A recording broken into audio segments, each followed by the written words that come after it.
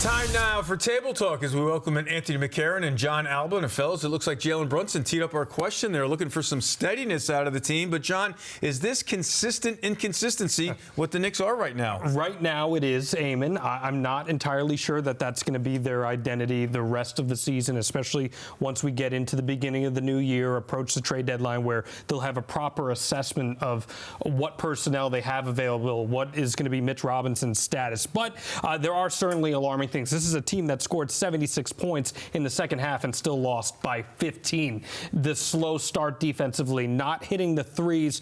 However, Eamon, something to be optimistic about. Things do improve over the next 9 games for the Knicks. 51 and 107 combined record for their opponents that they have. So I think we'll have a better idea after that stretch. If they don't come out of that with at least 6 wins, then I'd start to be a little concerned by what we're seeing. Yeah, John, that and their talent throughout the roster, I think, is a reason why you have to sort of give them the benefit of the doubt here. New guys, new big pieces sort of transitioning into Knicks world here and playing Tibbs' system, all that sort of stuff, I think, is at play here. I mean, you don't love that they, had a season low 15 points in the first quarter in this game here. I think they had 4 shots in the entire period there. I mean, that's terrible. The Mavericks made 10 more three-pointers than the Knicks did. You're going to lose if you give up 10 more three-pointers than you make. So look, there's a lot not to like here. They have been inconsistent so far, but I think overall the talent will sort of win out, and they'll get to a more representative part of what we sort of believed they were going into this year. We had a record-setting offensive night the other night in the win over Denver, so the offense has been somewhat off the charts on this trip. But Anthony, how strange is it to see a Tom Thibodeau team be this poor defensively? 129 points against Dallas, and they didn't even have their best player. Yeah, I mean, Eamon, it's nuts what's going on here defensively with the Knicks, because that's supposed to be the coach's best part of his sort of system, and the Knicks aren't doing it. I know he said that he felt like the physicality is there, but I mean, you can question that. Maybe at some point it's got to ramp up.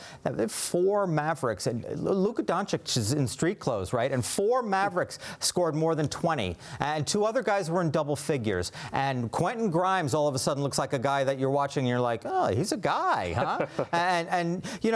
So look, the Mavericks shot more than 50% from three-point land and 56% in general. So look, the defense, the results of the defense aren't there yet. I don't know if effort is part of it, but something's got to change here. Well, this is what happens when you dance with the devil. You trade away your defensive identity. What truly defined the Knicks last season, we knew they could fall behind 15, 20 points, and they were never truly out of a game. You trade that defensive identity for scoring. That's what they did in trying to bring in Karl Anthony Towns. What happens then? Well, if you're hitting the shots like they did the other night, everything's fine. When you shoot 24% from beyond the arc, all of a sudden you've traded that defensive identity. You're not knocking down your shots. You're not spacing out the floor properly, and you're not locking down on defense. And that's why you get a game like what happened on Wednesday. It is concerning in the short term, but as you alluded to before, the talent is there. You just got to find the right schemes.